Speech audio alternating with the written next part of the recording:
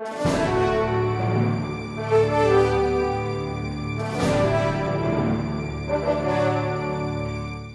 ahensya na ang sumasaklaw sa LRA? Sinabi na niya, Department of Justice, di ba? Yung sa ngayon po, Yes, ni Your Honor. Department of Justice. Yes, Your Honor.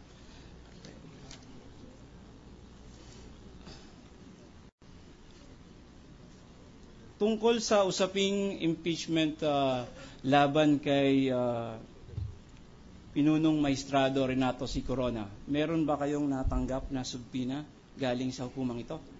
Yes, Your Honor. At alam nyo ba ang mga nilalaman nito at inuutos na dalhin nyo rito sa hukumang ito ngayon? Opo, Your Honor. Meron dito sa hawak kong subpina na may petsang March 15, 2012 na lidagdaan ng kagalang-galang na pinuno ng Senado ay pinapadala sa inyo ang una, letter dated January 10, 2012 of Attorney Eulalio C. Diaz III addressed to Representative Neil Tupas Jr. enumerating the 45 properties allegedly owned by C.J. Corona. Dinala niyo po ba ito? Opo, Your Honor. Maaari niyo po bang ipakita sa amin?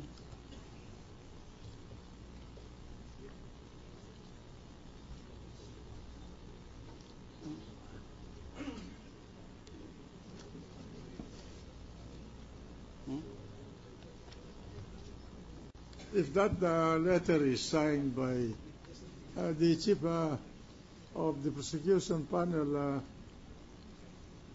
would the prosecution deny the veracity of that letter? We will not deny that, Your Honor. Okay. So, present the letter. This is signed, Your Honor, by the LRA administrator himself, Your Honor. I just handed it over to the witness defense. handing over to the defense, Your Honor. So this is a letter of the land registration. That's correct, Your Honor. Authority That's correct, Your to Honor. Please. the chief of the prosecution panel. Yes, Your Honor. That's an accurate observation, Your Honor. Witness handling to this representation, Your Honor, a document dated January 10, 2012, a two-page document, and on the last page thereof, the same is signed under the name Eulalio C. Diaz III, Administrator. We have pre-marked a similar document, Your Honor, as Exhibit 197, and we will just request confirmation from prosecution or the private prosecutor if the same marked document reflects faithfully the contents of the original document produced by the witness, Your Honor. Mark it accordingly. Thank you, Your Honor.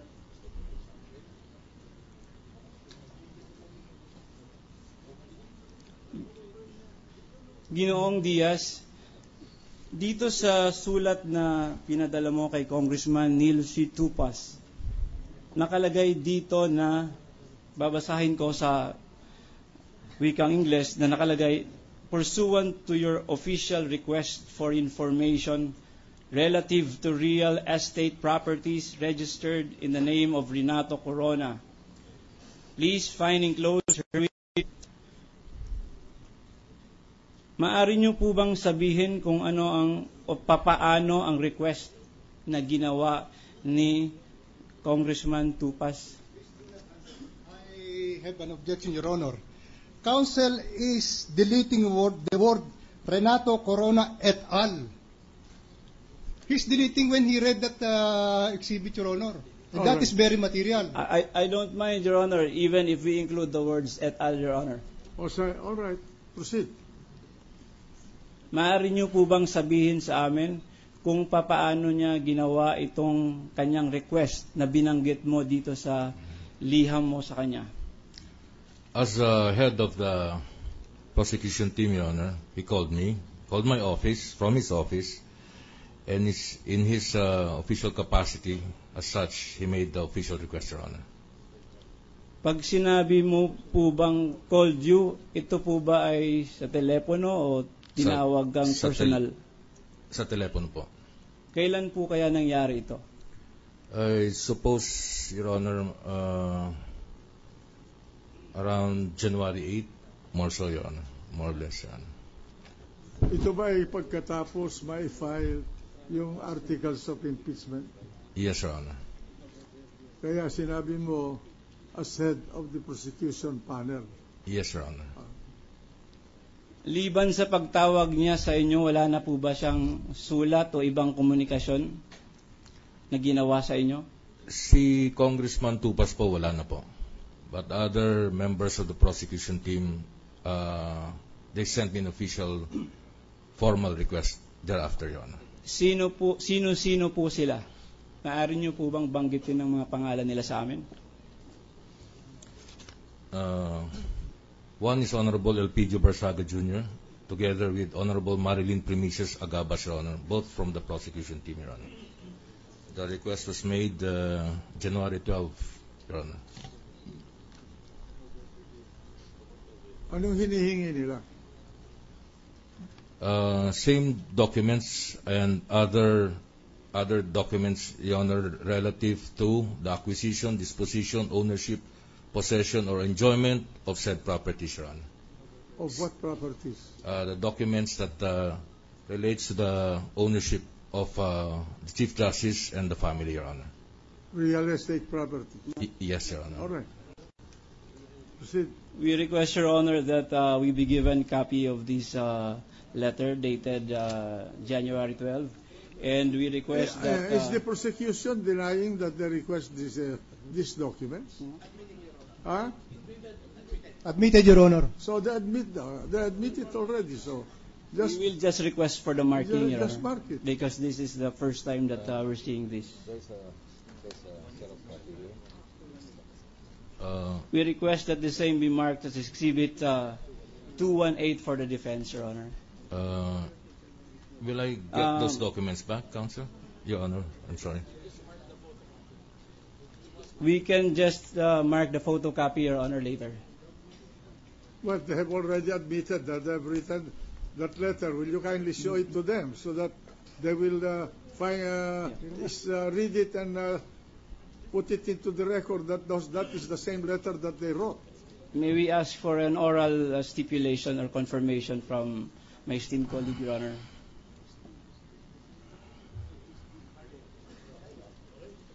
Admitted, Your Honor. Thank you, Counsel. That's the same letter that was written by the members of the prosecution. That's correct, Your All Honor. right. Mark it. Meron pa bang liham, sulat o komunikasyon sa inyo na mas maaga pa rito sa January 12, 2012?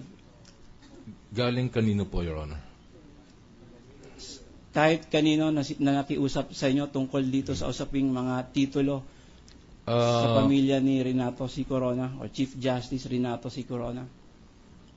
Before they officially made the request, Your Honor, there were several media practitioners who requested these very documents. They called me up, they went to the office, and requested, Your Honor.